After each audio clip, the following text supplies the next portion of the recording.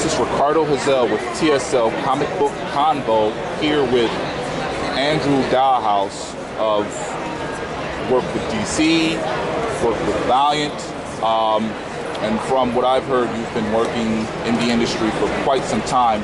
Just going to give my readership a quick look at the type of quality work that you accomplish.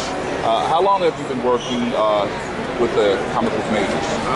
It's about 10 years now. About 10 years, and was it an arduous journey, or did you get the hookup? How did it all come about? A little bit of both, and I was always working and practicing, and then I had a friend who knew a colorist that needed help, so I would help him out on some books, and he was working with a company. When he left the company, he recommended me to take over for him, and that's how I got started working full-time with a publisher. So that's what's up. Now, what is a typical day like for you coloring a book?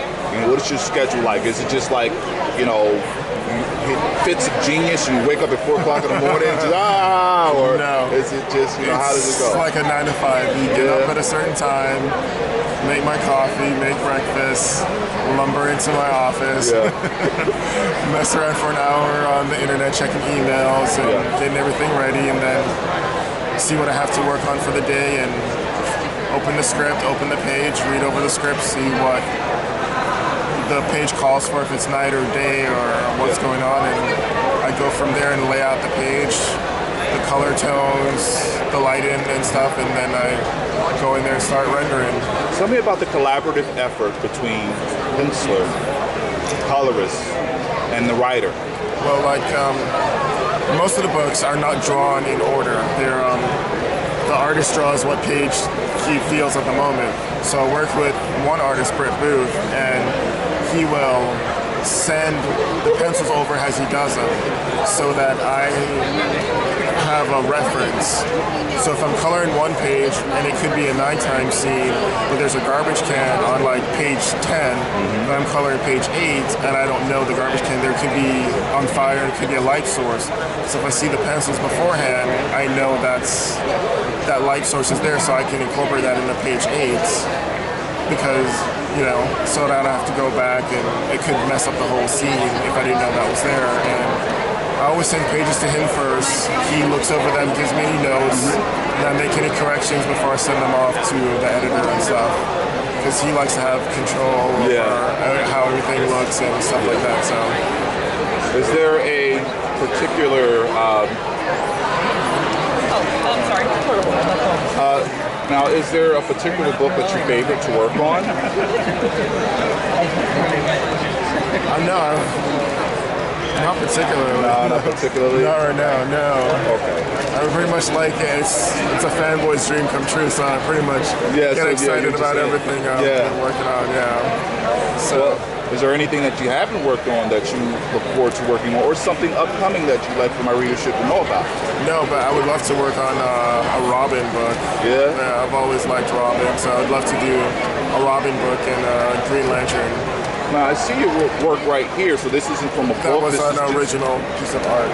Oh, you were commissioned to do this? Yeah. That's pretty dope.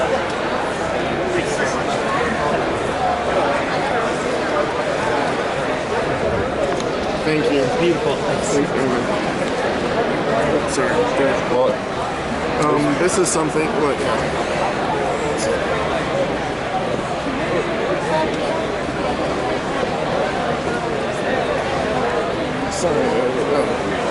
This is a book I worked on. Oh, you worked on Eric's book? Yeah, I worked on this with Eric. I started working on this. This was a long process. Yeah, we started working on this with Eric. I hooked up with him in late 2009, and we finally finished it in 2014. Oh. Was it 14? No, late 2013. That's when I finally finished it. It's basically like 600 pages. Yeah. So. Well, the thing about it is, and I was speaking with Eric about it, is that, you know, this is one of the rare indie books where you got a full arc. It was released basically between book 1, 2, 3, you had a full arc.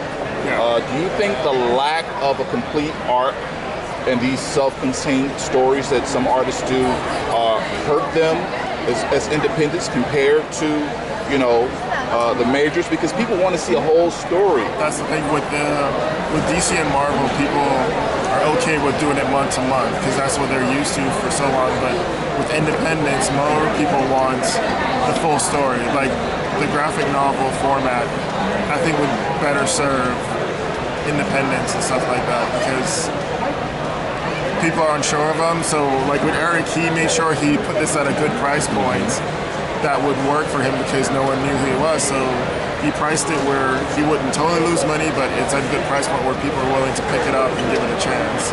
And he says it's been working for him really well. So I think more independents should do the graphic novel format because a lot more people want to pick it up and go through it and get a full story instead of it being fractured 30 days apart from each other because it's hard to commit to characters you don't know month to month to month. When you have the whole story here, it's a lot easier to get into it, and yeah, I think this format would serve them better.